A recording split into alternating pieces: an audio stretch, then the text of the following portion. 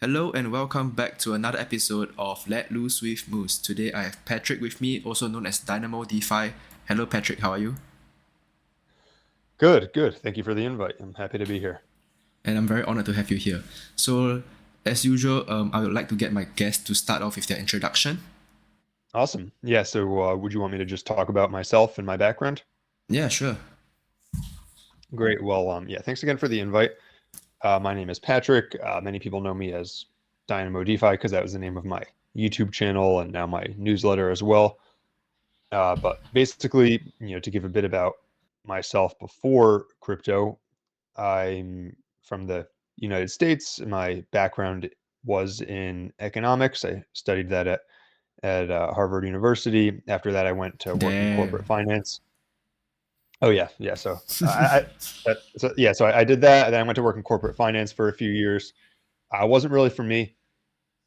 I was managing forecasting for a large sales area for a major consumer packaged good company, and this actually ties into crypto a bit. First, because I first really learned about crypto then because I had a coworker shilling it to me. This was back in 2017, and then also one of the things I noticed as I was forecasting this multi-billion dollar sales region was that there's a lot of centralization in food supply chains, a ton of centralization where you'd have these small choke points in warehouses or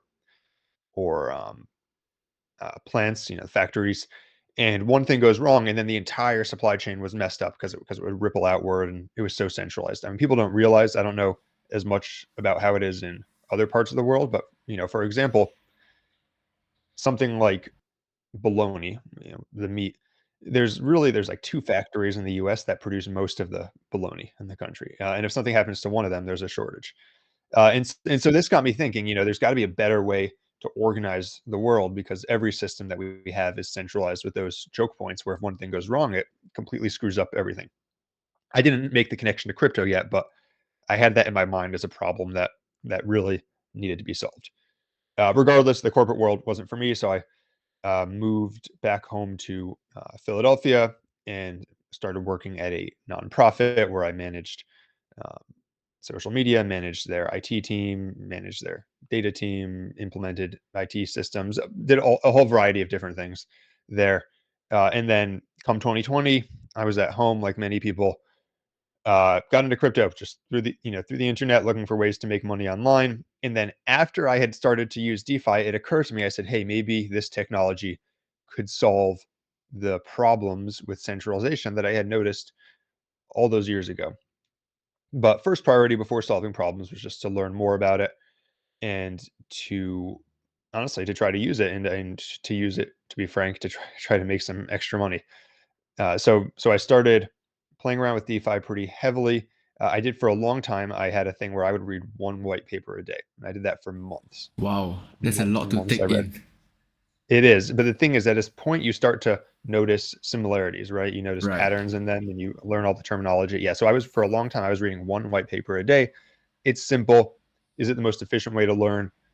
Maybe not, but it worked because now I've read even years later, I've read the white paper for almost every major crypto, plus a ton of smaller cryptos, many of which don't even exist anymore. And I say white paper, sometimes I just would read the Git book if it was a smaller, Hmm. smaller project that didn't really have a proper white paper.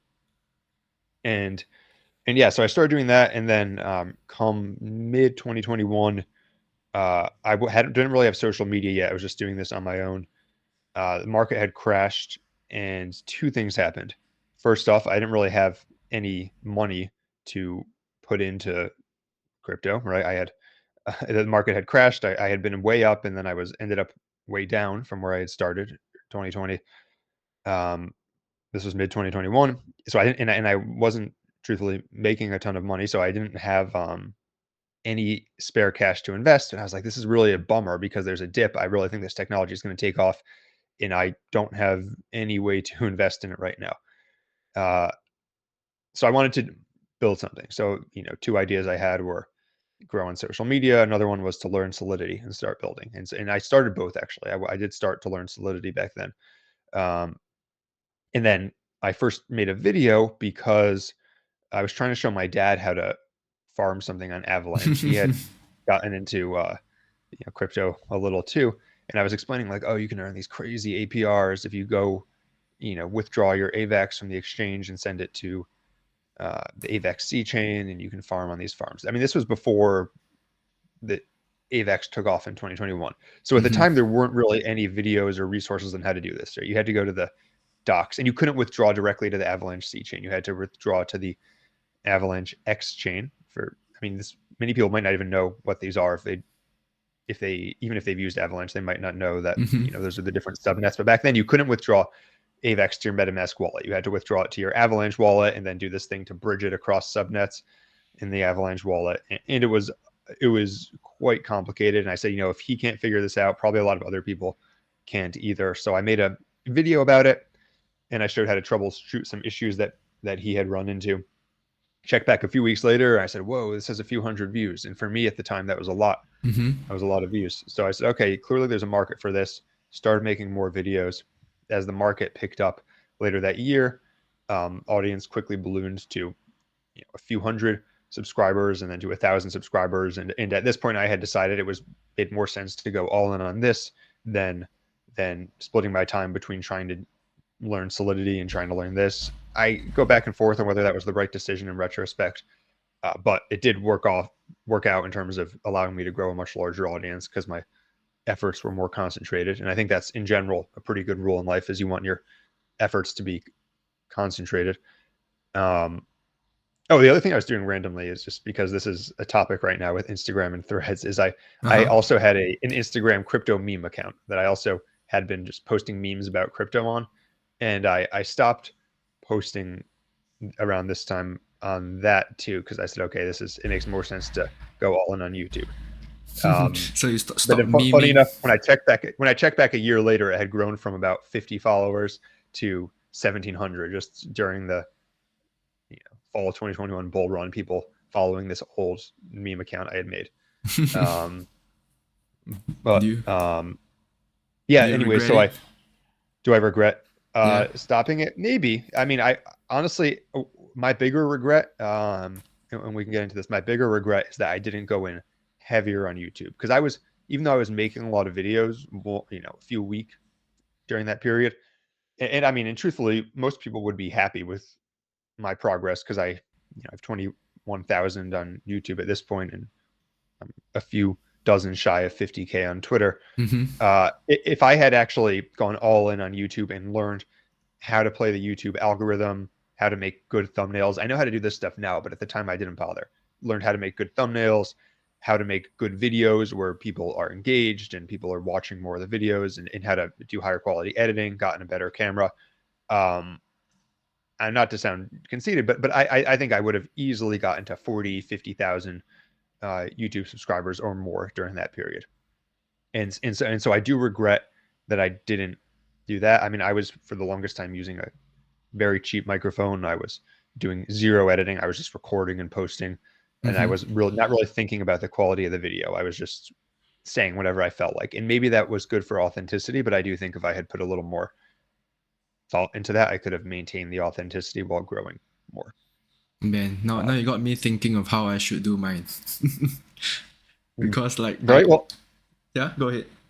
Yeah, I was gonna say, well, it's tough, right? Because you want to be true to yourself and true to the type of content you want to make, but at the same time, there is also an algorithm, and there are proven things that work. And so, for example, one of the things I do now, and I know we're skipping forward in time a little, is the first 30 seconds of the video, I'll do the editing that people expect from the modern YouTube, TikTok, so online video content, like a hook at where the first part, where it has big captions, it's zooming in on my face, it's whatever, and then we do a transition and switch to the hard-hitting content. But the thing is, the fact of the matter is that having those people do those sorts of things because it works to grab attention, and you can adapt it to your own type of content, I think, without sacrificing the actual core information that you're getting across.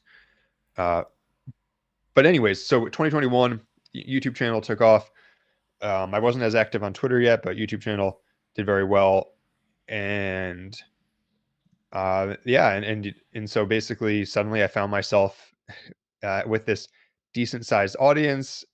People actually cared about my opinions on crypto, and I didn't really monetize it. I mean, I had the native ads in YouTube, which are all right, but I didn't do sponsorships, didn't do any sort of paid group or anything. In retrospect, probably should have set something up then because it was much easier than it was later. But at the time, I wasn't really worried, right? Because I was still working full time. It was just a side thing that I was doing for fun. I had a At this point, sometime in the spring, I got a job offer to go work at a fund. So in May, the first week of May 2022, I Mm-hmm. left my old job, and the next day, UST depegged, Oh man. went to zero. Job fell through, Oh and man.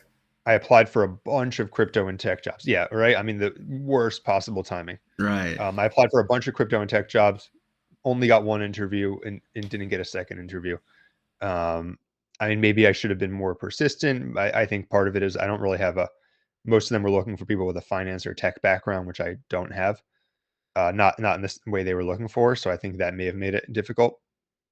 But yeah, it didn't work out. So I said, okay, well, I guess I what I have is this. I have a YouTube channel with I think I had 14,000 subscribers at that point. I have a YouTube channel with 14,000 subscribers. I have a Twitter account with I think I had around 4,000 followers, so it's much smaller. Um, and I've got a lot of time because because I don't have a job. This was 2022.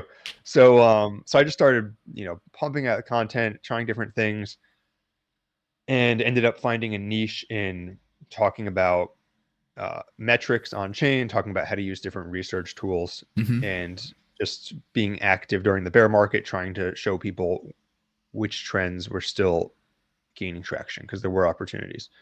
And yeah, so I was able to grow my audience pretty significantly. Was able to become an advisor for a few projects, which is really cool because actually seeing under the hood how they work, it changed my perspective on a lot of things as what projects as far as why projects do the things that they do. Because there's certain things in the past that maybe I thought were problematic, and then as I was actually helping out the project, I'm like, wow, there's actually can be really good reasons why, for example, a project pivots from one thing to another because they might build the initial thing, learn that because the market shifted, no one's really interested in it, but they can repurpose that technology for something else. And in the past, I thought that was a red flag, but now I realize that if they're repurposing something they already built, it can just be a smart pivot. And I mean, there's tons of successful companies that did that sort of Mm-hmm. pivot. I mean, a little aside, and not to get too what's it called all over the place, but little aside is Instagram, I believe, was originally an app for reviewing food. Right. Yeah. Right. And then they realized people only liked the function to take pictures of food. So they just they got rid of the reviews and turned it into only an image sharing app. Interesting, right? And now it's one of the biggest social media in the Yeah. world where it was originally. And there's probably, if they had been a crypto projects, there would have been people on Twitter fudding Instagram and saying, they're pivoting, the team's not following their roadmap, but sometimes it's good to be nimble. Yeah, it's good. Like I took a little Mhm. bit of like a startup course back in school, right? And then the one of the key points were to know when to pivot. Like if your original Yeah. idea doesn't work out and you know that it's not gonna work out, it doesn't harm for you to think about whether this is the right thing to do or like should you pivot in another direction. And Mhm. in many proven cases, um, most successful businesses actually do pivot from their original idea. So it's totally fine to pivot to go towards the so-called better direction and build towards that. Mhm. Mhm. Absolutely. Absolutely. And I mean that applies to people who are making content. It applies to crypto projects. It applies to traditional startups. It really applies to anything, right? And I Right. think a big part of it is just finding what your strengths are and how you can apply those best. Another random thing is, and I don't wish that I had done this because I think I'm pretty happy trying to grow in crypto. But for example, I know some people who left crypto about 7 months ago to go all in on AI related things. Mm-hmm. And a lot of people roll their eyes on that, but a lot of these people have actually done extremely well since then because they were able to get on the trend early, and their skills, whether it be coding or whether it be, for example, creating a newsletter in one case, they found, okay, I can apply this as well or better to AI as crypto, and more people are interested in it. So yeah, so I don't think there's anything. Um, I don't think there's anything wrong with pivoting if it makes sense. Um, but yeah, I mean, to sort of round out my story, now we are more than halfway through 2023. I have a decent sized newsletter. I've got a pretty good audience. I'm advising a few projects, and honestly, it's just been remarkable because I've had the chance to meet and talk to a lot of people that I really put on a pedestal or just considered incredible thought leaders in 2021, and now they're people that I actually am able to talk to on a regular basis. And so that's basically my journey so far, just in terms of career and Web3 or crypto, if you will. And got big things planned for the next year, so I'm excited to see where it takes me. Nice. Thank you so much for sharing. I know you've went on for quite a bit.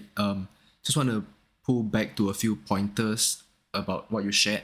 So you mentioned that you were still doing a full-time job during like the 2021 when you first starting out, right? Yep. And you kind of mentioned that you didn't have money to buy into the markets at that point. Could I ask like Yeah. why? If that's okay. Yeah. Yeah. So I mean, I was working at a nonprofit, and Oh, right. Sorry. which doesn't pay as well. I mean, they pay a salary, but don't pay as well. And I mean, I shouldn't say wasn't able to buy anything, but it wasn't the level I wanted. Right? It was Mm-hmm. between expenses. I think I had, I was saving, and for depending on where people are in the world, maybe this is a lot, but I was saving like $100 a month. Um, that was sort of what I was making in excess of my expenses, and so Mm-hmm. I didn't want to put all that into crypto because I have other things. So, if I'm putting like $50 a month, that's maybe good for some people, but for me, I said that's not really gonna allow me to Right. achieve my goals. Right. Right. And actually kind of agree with like your very, very first point where you talk about the logistics supply, right? And like how centralized. And I think we see that during COVID, especially in logistics and shipping, when everything is shut down, everything is just jammed, right? Because it's a process that goes through like Yes. the first, second, and third stop, and once the any stops in between, or even the first stops is shut down, the whole thing is kind of stopped. Like you can't function anymore, Hmm. right? Absolutely right. I mean, that really underscored how connected everything was for me, and how messed up it can be if you don't. What's the word? If your system is too centralized. But I think it's like kind of unavoidable in physical goods. The best you can do is like Mhm. kind of split it up, diversify across like maybe 3, 4 manufacturers or suppliers, for example. But if the Mhm. whole country or the whole world was shut down at that point, it's kind of unavoidable if it's physical goods in that sense. Probably a rare event, I would say, and probably not as applicable in crypto, I guess, or like in finances now that kind of everything is online and digital in a sense. What do you think? Mhm. Yeah, I mean, I think sort of what I've come down on the side of is that you can't crypto itself is not, for example, going to centralize or decentralize the food supply chain, right? However, I think that having a decentralized payment network and a decentralized way of making trustless contracts is how to say, a key feature in building a system that's more decentralized overall. To actually make, say, for example, a decentralized food system, it requires you to change how the farming apparatus is set up. I mean, so my parents are small farmers, Oh, nice, interesting. and so they have a what's called a permaculture farm, where basically you farm in a way that's congruent with the ecosystem of the area. But what a lot of people don't realize is that those sorts of farms actually produce more per acre than a mass scale industrial farm. It's just difficult to scale them, right? Because it requires you to have a economy set up where you, for example, have many small farmers Mm-hmm. that are tending to the land closely, than to have a huge, I don't know where you are, but even in the US, for example, it would be a cornfield usually, right? You have a massive cornfield, then you have machines going through it, and in processing all these things. that has actually a lower yield per acre, but it's easier to do at Mm-hmm. scale. But yeah, so to have something like a food supply chain decentralized, you need to have a lot more than just crypto. But I think that having the financial and contract aspect of it decentralized are it's one fewer choke point, if that Right, makes sense. right. Totally agree. And I was just visiting your YouTube page, scrolling all the way back down to the very, very first video, how to connect MetaMask to Avalanche and transfer it cross chain. Yes. and Yes. Oh I my God, mean, my yeah, the quality is so bad, right? But that's something I tell people is that if they want to get started, they should just start because when I yeah, started, I had virtually no, I did no editing, and I was using a camera that was, or not camera, wasn't using a camera, right. and I was using a microphone that I bought for $20 with an Amazon gift card. Someone gave me an Amazon gift card, and I said, okay, I'm going to use this, and this is how I'm going to start this channel. And that's what I started with. And yes, the quality wasn't good. In retrospect, I should have done some editing because it costs almost no money to edit things. Right. But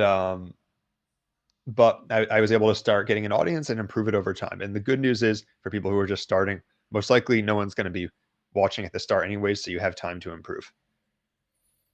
Right. And I was just want to say, like, it's so nice to see how you actually improve over time. Like you mentioned, the thumbnails from the very first video all the way to like your most recent stuff, where you kind of look a bit like the guy who acts as Reverse Flash, you know? Mm-hmm.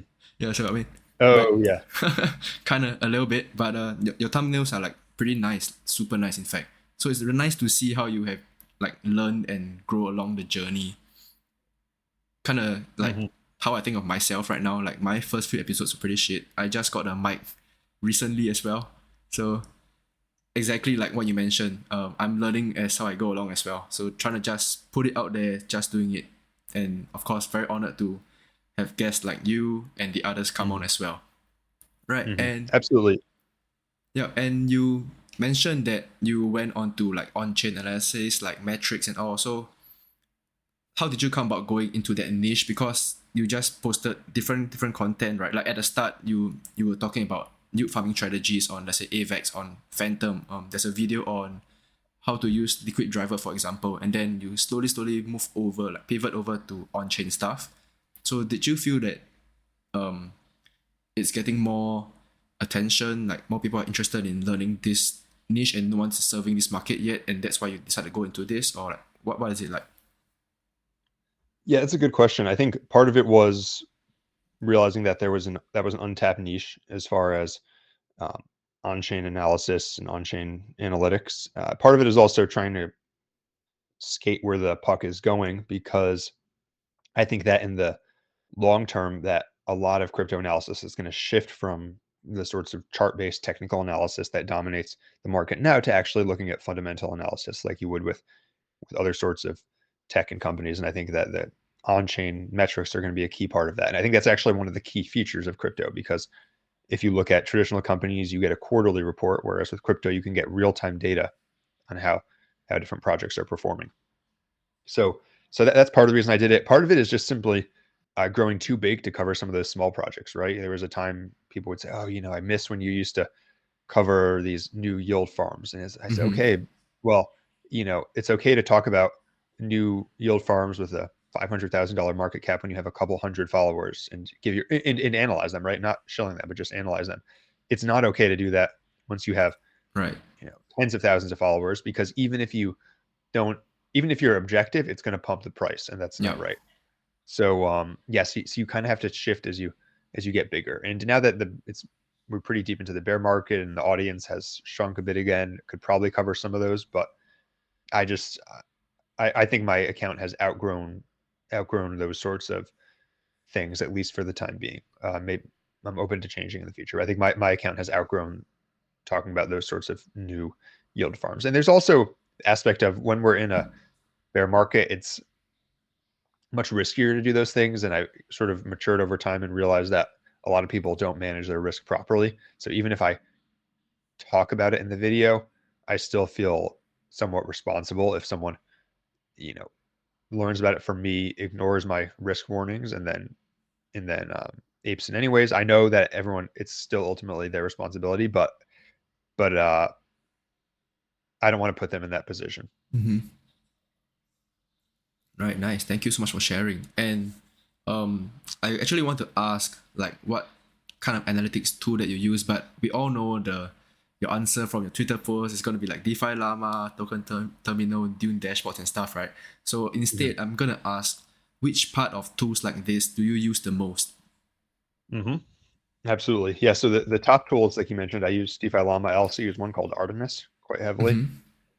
So the main thing that I use these tools for is my goal is to find chains or protocols that are starting to gain traction, right? And I especially like to look for categories, groupings of chains or protocols that are starting to gain traction. So, for example, if I go to DeFi Llama, the first thing I would do is probably the first thing I would do is actually go to the chains page. So Mm-hmm. there's a page of chains. You looked at the total value locked across chains, and I would look at which chains have been gaining total value locked. And I'm doing this at the moment, and I see, for example, that Solana is up 18% in 7 days. So then the next thing I would do is I would click into there and I would say, okay, well, let's try to dive out. Let's try to parse out. Are they up to 18% because the price of Sol increased, or because new money is flowing into the ecosystem? And so then if I, for example, there's a function on DeFi Llama to convert the TVL from USD to the native token of that chain, and I can convert it to Sol and see that it actually is up in terms of Sol. And then what I would do is I would go to DeFi Llama's stablecoin dashboard, and I would look at whether people are bridging stablecoins into that chain. And if I go there, for example, I see actually not that many stablecoins have been bridged in. So that tells me that uh, this change is probably from people who already had Sol, stake using liquid staking or depositing it into DeFi protocols, which isn't bad, but it's not as good as new stablecoins being bridged over to the chain. So that's the first way I use it. Um, some other features that I find really helpful on there is DeFi Llama has a category page. Mm-hmm. So, for example, shows you the total amount on liquid staking, the total amount in indexes, total amount in real world assets. And so, what I like to do is look at which categories are outperforming the market. And for example, liquid staking had significantly less TVL than DEXs at the start of the year. I think it Mm-hmm. had about half. Now, today, liquid staking has 21 billion, indexes have 15.5 billion. So liquid staking is significantly larger.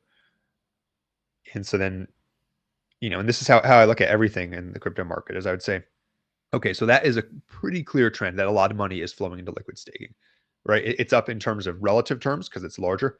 It's also up in absolute terms because at the start of the year, liquid staking had, let's see, I'll tell you in a second. The start of the year, liquid staking had under 10 billion. Now it's got over 21. So more than doubled. That's what, $12 billion inflowed. That's a lot of liquidity and capital, whatever you will. That's suddenly in these liquid staking tokens. Second order effects. And this is, again, how I look at everything. You say, what's the second order effect of all this money flowing into liquid staking?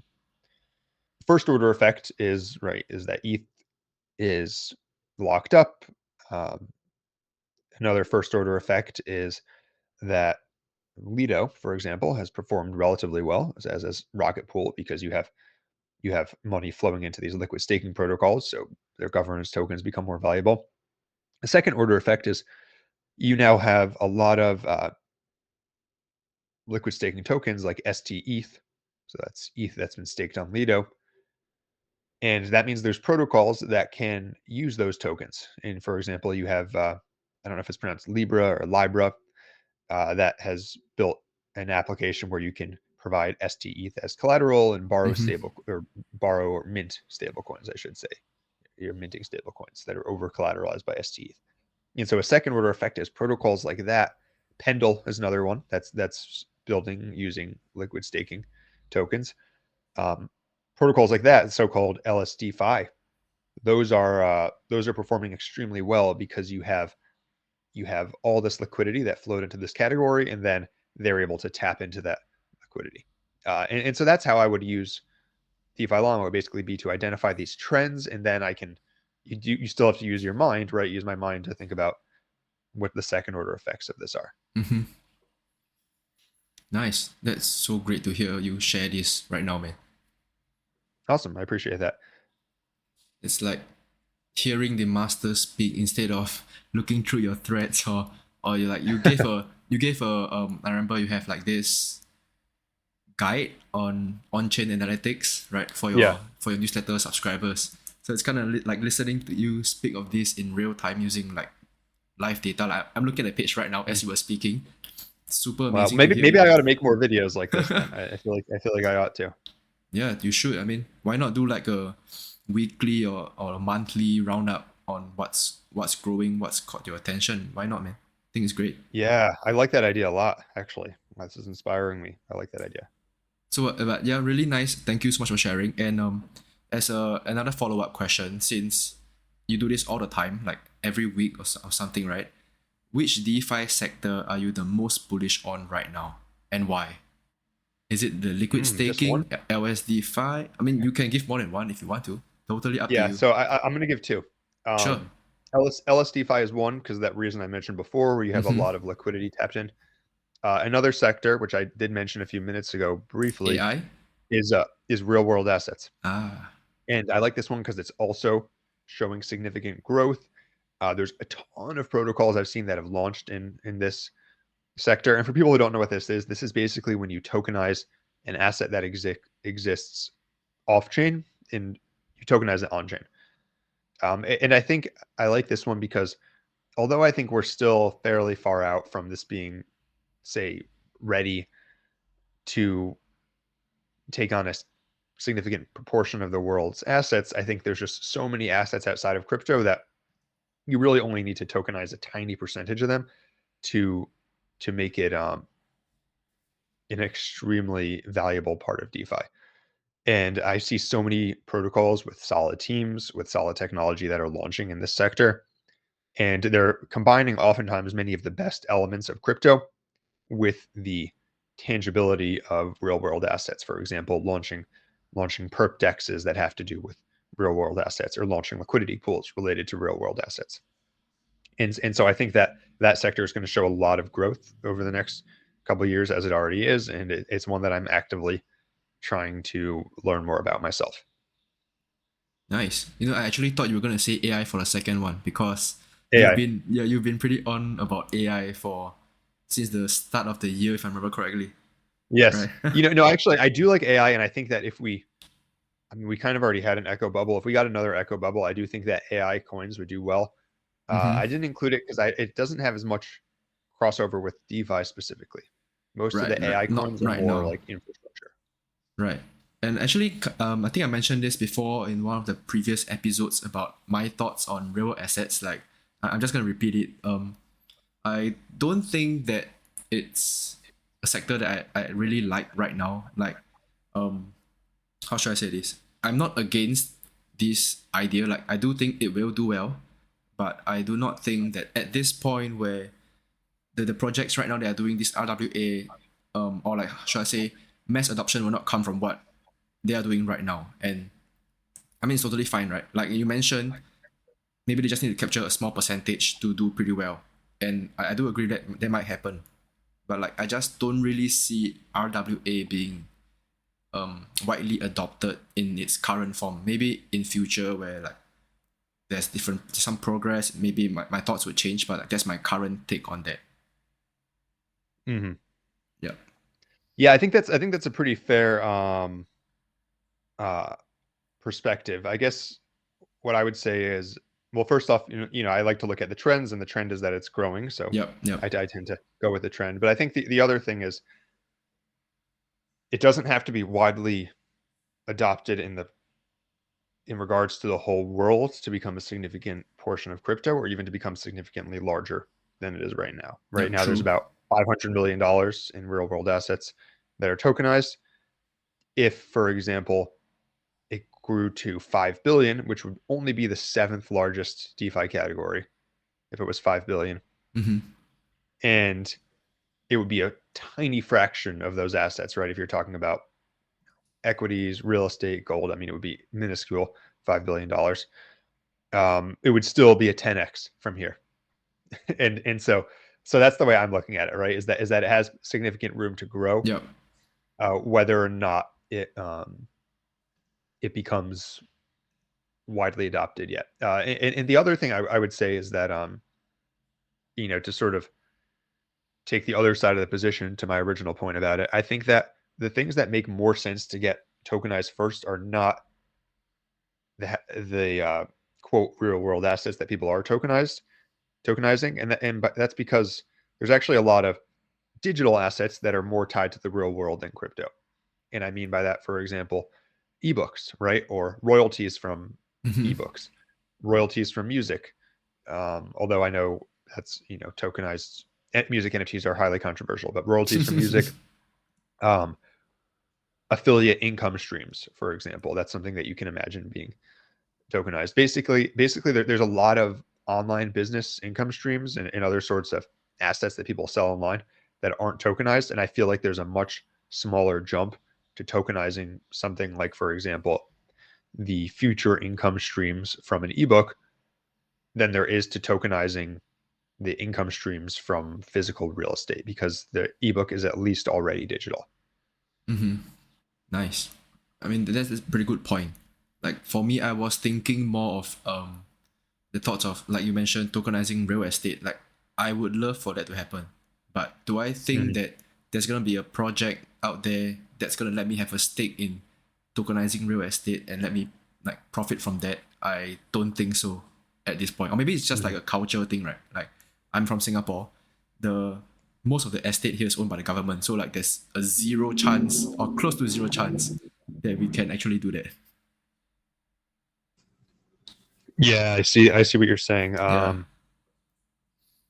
but Yeah, maybe it's yeah, it it's just really is me. an interesting dilemma, and I think the legal aspect um is definitely a tough nut to crack, which is part of the reason why I feel like the digital assets will be the already digital assets being tokenized makes more sense. However, I like I said, I still think that it has room to grow before it hits a plateau. Right, I don't disagree there. It definitely can grow.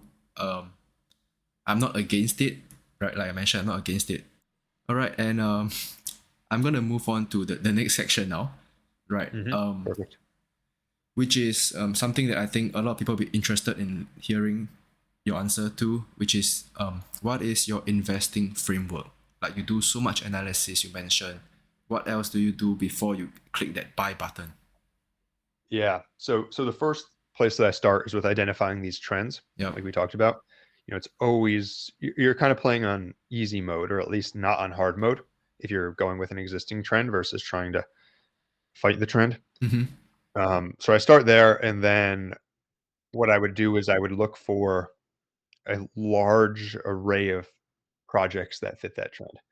And then from there, it's kind of a process of elimination. So you can eliminate projects that have awful tokenomics. You can eliminate projects that have no traction.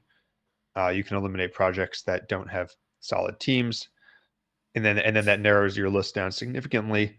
And and imagine you're a scientist. You have your thesis, which might be that you read about the project, you read the white paper, and you can imagine the story that it's going to do well. That's your thesis, your Mm-hmm. hypothesis, thesis, or whatever you want to say it. And then the analytics are a way to verify whether your hypothesis is true. So basically, the way I do after I do all these elimination things, I think about which projects I can tell an easy to understand story about why that project would do well. And a big part of that is because if you can't tell an easy to understand story about why this project would do well, then it's tough to imagine that retail investors who are spending way less time than me would care about the project. So I look at that, and I also look at whether I find the app useful, because if I don't find it useful and I'm using crypto heavily, it's unlikely someone else finds it useful. So I look at those two things. Can I tell a story? Is it useful? And then that would be my point where I would probably decide to start building a position. And then I use the analytics to validate whether that hypothesis is true. So if I think that people are going to start using Pendle more, then I would use total value locked to validate whether that's accurate or not. Right. And And you have to be yep. nimble, right? You can always decide to you can always decide to change your thesis and sell. Right. So if I were to recap, it's identifying the trends and then cutting out those that with poor metrics or like poor tokenomics to zoom into a smaller subsector, and then from then on you start to do your fundamental analysis, like go into the docs, white papers, and then looking more into metrics like TVL and comparing, for example, like Pendle with another protocol, for example. Is that what you mean? Yeah, exactly. Right. And in this scenario, since you mentioned identifying trends first, am I right to say that you don't necessarily want to pick projects before they start to move off, or rather you're okay with buying into projects when they have shown to be in the clear uptrend, right? Yes, yeah, I'm okay with that. I mean, a lot of my best, I made some good moves that were buying things before anyone was talking about them, but a lot of my best moves were buying things that were, you know, I missed the first 10%, but I gained the second, but I gained the 300%, right? Or I gained the Mm-hmm. 500%. So, um, buying it after when it had just gone up 10%, but it would do another 5x after that, 10x after that. That's a lot of the ones that I've done very well on. Would I prefer to be able to get them right at the low? Sure, but that's actually, I think, much more difficult to predict than finding something that already is starting to gain traction. Mm-hmm. Right, but actually I think 10% is still alright. Like, have you seen some of the recent launches where they do like a 3-4x within a day? And Yeah, how would you yeah, I've feel seen buying those. into that, right? I would have a tough time. I mean, but part of it depends on where it's at after that, right? If it started out at $100,000 market cap and then Right. it did a 5x to 500,000, I'm going to be less worried because there's still room for growth. If it starts at 10 million and then goes to 50 million, yeah, that's going to be tough to buy Mm-hmm. into. Right. Agree. Totally agree, man. And what are your thoughts for the markets for the rest of the year? For the rest of the year, Or I mean, you know, going into 2024, sure. my if I had to guess, I would guess that I don't see us returning to a full bull market. I would love to be wrong because that'd be great for me personally. I don't see us returning to a full bull Right. market, but yet. But I think that I think we're going to have specific sectors that outperform, and I think that the ETF news. I know this is kind of a meme. I honestly think it's not priced in because if that ETF is approved, you're going to have a huge amount of structural inflow to Bitcoin, and the reason is that you're going to have millions of people who either buy crypto now but not with their retirement account, or who don't buy crypto now, who just have an automatic buy-in set every single month to buy a little bit of the Bitcoin ETF. So I think that Mm-hmm. that's actually going to make a big difference. Nice. So, like, do you think that the ETFs are gonna be approved? What like, I do. you I do? do. I do think they'll be approved. I think Nice. when you have well, did Fidelity just file for one too? When you have a very Yeah. minimum Yeah, they BlackRock and then refiled. you have Fidelity. I mean, if there's one thing the U.S. government is really bad at, it's turning down BlackRock and Fidelity, right? Two of the largest asset managers in the world. Right. No, I think I just watched one of the blockmates video earlier today, or was it yesterday? Dan actually mentioned that it's actually kind of contradicting for BlackRock to buy Bitcoin, like to have that ETF, because BlackRock, they can essentially buy every single Bitcoin in existence, and it kind of defeats the original purpose of why Bitcoin was created. Hmm. What are your thoughts Yeah, I on mean that, it's man? it's tricky, right? It's I mean the the counterpoint is that they can't, because as they purchase Bitcoin, if they tried to purchase in large quantity, the price would increase exponentially, right? There's not the liquidity for them to purchase all of it. Even though, yes, they technically have the money to purchase the Mm-hmm. market cap. But say they tried to put $1 trillion into Bitcoin, because of that would eat up all the liquidity. Probably the market cap would go to 10 trillion. So they wouldn't actually, the market cap would continue to be out of reach for them. Yes, I think if you had a situation where you had, a third of the Bitcoin supply in the BlackRock ETF, that would be a major threat. But the good news is that Bitcoin's not proof of stake, right? If it was proof of stake, it would be a bigger threat. Um, but I think also, something like this is kind of inevitable. And I think that the bigger those get and the more adopted Bitcoin gets, I think you'll see other institutions start to buy in as well. And so I still have confidence that the network will be decentralized enough, or will be decentralized rather, because you're going to have countries that want to, if that happens in that scenario, you have countries that want to build BTC stores, you have major Mm-hmm. companies that want to have BTC on their balance sheet, you have other asset managers. And even if you have 10 or 20 of those players that are competing to have a large share of Bitcoin, then you're down to each individual player having, at most a few percentage points of all the Bitcoin. And that's that's maybe not ideal, but that's decentralized enough that that no one can really control the network. And also, I mean, there's the fact that if the network can't handle an asset manager making an ETF, if that's going to make it too centralized, then it can't fulfill its original purpose anyways, which is to be a decentralized, uh, monetary system, store of value, whatever narrative you want to use. Mm-hmm. Right. I actually thought that you were gonna have a controversial take, but I thought you wanted to say, it's okay because no one uses Bitcoin anyway. I actually like Bitcoin. Despite the fact that I post more about Ethereum because I talk about DeFi and stuff, Mm-hmm. I like I like Bitcoin a lot. I like the mantra, the values of the Bitcoin community, the OG cypherpunks, and and I think that Bitcoin is going to be here to stay. Yeah, I do think so, but it's just that for us as users, there's so much more to do on Ethereum and other chains where there's much more applications built on them, right? That's true. That is very true. Yeah. Um, Although, one thing the Bitcoin community has done very well, I'll say, is they've put a lot of emphasis on, for example, building more decentralized on and off ramps and making BTC more usable in the real world, which sets it up to actually function in a world function in the real world and also function in situations where the government tries to crack down on it. So I think that Bitcoin is significantly more anti-fragile. Oh, nice.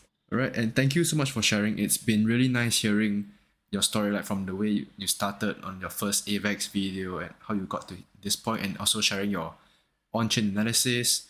Now I'd like to move on to the more personal sector where we would like to know more about you, Patrick, yourself, outside of Okay. your crypto, right? So, um, I want to ask about your daily routine because for the listeners, I texted him one day on at like 4 a.m. his time, and he kind of replied me about an hour later, or 2 hours later, right? And I was like, "Damn, you're an early bird." Like, I wanted to ask, are you like the 5 a.m. club guy?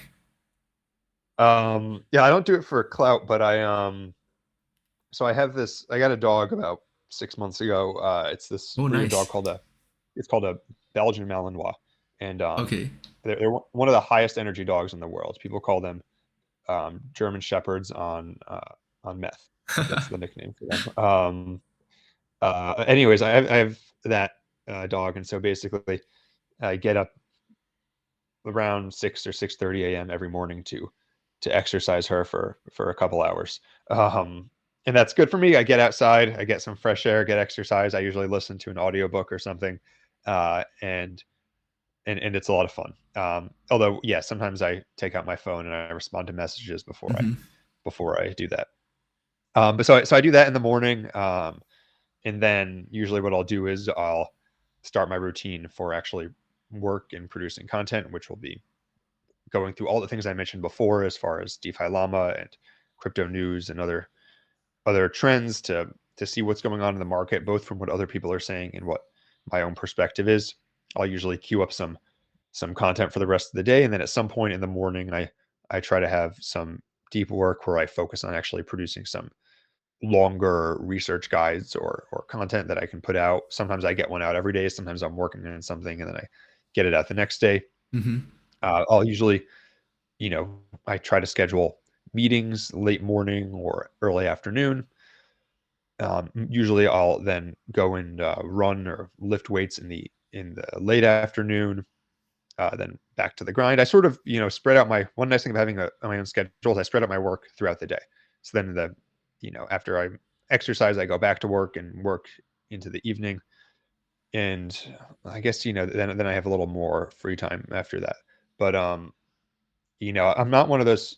In the past, I've had times where I was one of the people where, for example, my routine was, I get up, I do sometimes take cold showers because it's hot here right now. Uh-huh. But where I would get up and, I would, uh, do all of these life hacks to improve myself, optimize my life. And I think that there's a lot of virtue in doing that. And I think that there are a lot of benefits. However, I'm at the point right now where I've got so many specific hobbies or things that I'm working on and want to improve on that I think that there's more value in spending a lot of time in working specifically in those. And I find that as long as I'm eating healthy and getting exercise, for example, if I'm attacking content creation with intensity, I'm I'm going after right now this dog training with intensity. I'm attacking my physical training with intensity. Then that translates into biological benefits and mentality benefits as well, right? It's tough to go out and run 5 miles, lift, and then spend a couple hours making content and not develop the focus that you would also get from some of these more complex routines that people have. Mm-hmm. Not to say there's anything wrong with them, but I've found that actually doing works better for me. Right. You went from taking cold showers because like David Goggins asked you to doing it because the weather was hot. Yeah, exactly. No, just kidding. But yeah, but I think it's really nice that you kind of spread out like exercise work. Kind of give yourself a mental break in between, right? To recharge and just rest your brain for a bit. Exactly. Like, do you focus better using this method? Maybe I should try it out. I do find I focus better doing it because then I can have some time that I'm really focused on work, content, crypto, whatever you want to say. Then I take a break, exercise, and then I go back to it, and my brain is ready to go again. Right? Nice. And I mean, you mentioned you have some free time, right? So my next question is, Yeah. what are some of your hobbies outside of crypto, or besides Well, yeah, exercising and maybe your as dogs? exercise and the dog stuff. Yeah. Well, those are the main ones. I do like to read. Sometimes I'll play Age of Empires video game. Ah, Those are truthfully the main ones. I mean, this is exercise. I like to cycle. I like outdoors. I nice. like outdoors things. Usually I'll try to go on one like 30-mile bike Wow. ride every week. Um, uh, yeah, well, so actually, I mean, this is getting into personal stuff as well. My girlfriend's a semi-professional triathlete, so that's part of why I Wow. have to be doing all of these intense exercise. Damn, that's crazy, man. Like, just had a call with Jake the other day, right? And he was mentioning that he wanted to do like triathlon. And now you're mentioning that your girlfriend's like a triathlete as well. So it's pretty damn cool. Hmm. Yeah. No, it's certainly interesting, and that's like one interesting thing with getting into different hobbies, either yourself or because someone you're close to is getting into them, is that you Mm-hmm. realize that there's all of these subcultures that exist out there, and that there's all of this really deep knowledge and focus that people have accumulated over the years. And I love learning about new things like that and improving, because it's almost like being a kid again, where you're starting Oh, yeah. fresh, you're learning about the world, and you realize that there's this whole microcosm of the world out there that you didn't know existed. Totally agree, man. Like, when I was in track, I was like, the coach was saying, like, you're running wrongly. I'm like, it's possible for someone to run wrongly. Like, there's a correct way to run and a wrong way to run, right? Like, there's so much into how you take every stride, and like, there's a whole community around that. It's so nice to kind of join different communities and just be with them, right? Learn from them. Absolutely, absolutely. And and the thing that's really crazy is as expansive as the internet is. I mean, the internet makes it so much easier to learn about these things, right? Mm-hmm. So much easier. But even as much as is on the internet, there's still communities out there, still interests where a lot of the knowledge you got to learn in person by going and talking to people. Um, there's tons of things out there if they're niche enough that it's either not online or it's so buried online that it's difficult to find it and you wouldn't even know if it works or not. Totally. Right. And another question would be, what are your goals for the rest of the year? You kind of mentioned you have things planned for the second half of the year and next year even. So let's hear about it. Yeah, so first thing I'm doing is really trying to grow out my newsletter right now, where I talk about trends and on-chain stats. I think that given some of the volatility we've seen in social media platforms, I want to make sure that my personal content business is able to be resilient for whatever happens. So really growing out the email newsletter, planning to at some point pivot that into having both the free version, which is what I have now, and then also having premium content, which may take the form of research reports, Nice. dashboards, group, something like that. Still working at that exactly because I'm focused on increasing distribution for the free content at the moment. But focused on that, I'm in talks to start advising a few more projects, which I'm excited for, and always just always trying to stay on top of the next thing. I think that those two things alone that will keep me pretty busy for at least the next couple months. Nice. Awesome. Looking forward to your next newsletter, right? It's going to be like Lynn's Ledger, something like that. I don't know what you're going to name yours. Have you thought of a name yet? Yeah, exactly. I mean, I have the Dynamo DeFi newsletter. I don't know exactly what I'll call the if there's a premium version, what I'll call it, but something like that. No, but totally so nice. Looking forward to it. And we are approaching the 1 hour mark. Let's wrap things up soon. Could I have your biggest takeaway from crypto? My biggest takeaway from crypto. Hmm, that's a really good question. So, well, okay, I'm gonna have two. I don't want to skirt the question, but I have two because one is about personal life, personal takeaway, and another one is about how the world works. So, personal takeaway that I have from spending time in crypto is that if you want the most out of life, you have to take risk. Ooh, And nice.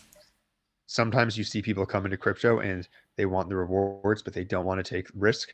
And those people never get the payoff that people who are willing to take risk do. You can also lose with risk. And I mean, that's why it's risky, right? But if you want the most out of life, you have to be willing to take a risk. So that's Totally the, agree. yeah. Yep, So go ahead. that's the personal takeaway. And I think that applies to many things. And that's the number one. Um, Another takeaway I have, and this is a little bit more academic, is that when I'm looking at the world now, whether that's news, other markets besides crypto, technology, just like with crypto, you have to look at the second order effects. I always pay more attention to what the second order effects of everything are. Nice. All right. Thank you so much for sharing. And as a final question, to wrap things up, could I have a guest nominations that you would recommend to come on the podcast? You could give me like 3 names maximum. Yeah, absolutely. So a few that think would be really good. First one, I don't think he does podcasts, but you can try is Rec Diomedes. Oh man, I was Uh, hoping you wouldn't say. do a lot of people say him? Yeah. Yeah. I mean, he's a good friend, but I don't think he does podcasts. Yep. Another one you could look at is Thor Hart Oh another right. friend. I like what he puts out. And another one that would be interesting that's a friend of mine. I talk to him all the time, but I don't know how to pronounce his name. I'm ashamed to say. Is uh, his name is spelled Przemek, and then his last name is Chojecki. Um, he produces content on AI and crypto, and especially the fusion between them. But he is a uh, Polish mathematics PhD, Wow. extremely smart, and also has a crypto YouTube channel. And and I really enjoy his takes on things because it's unique. I might need you to link me for that. Yes, I'll send you the link on Telegram. All right, and I think we shall wrap things up over here. Thank you so much for coming on, Patrick. It's been really nice to hear you share your story and your thoughts. Thank you for the listeners as well for the time. I will link everything down, Patrick's Twitter, YouTube, and newsletter as well. So make sure to check him out if you haven't already done so. Thank you. Bye bye.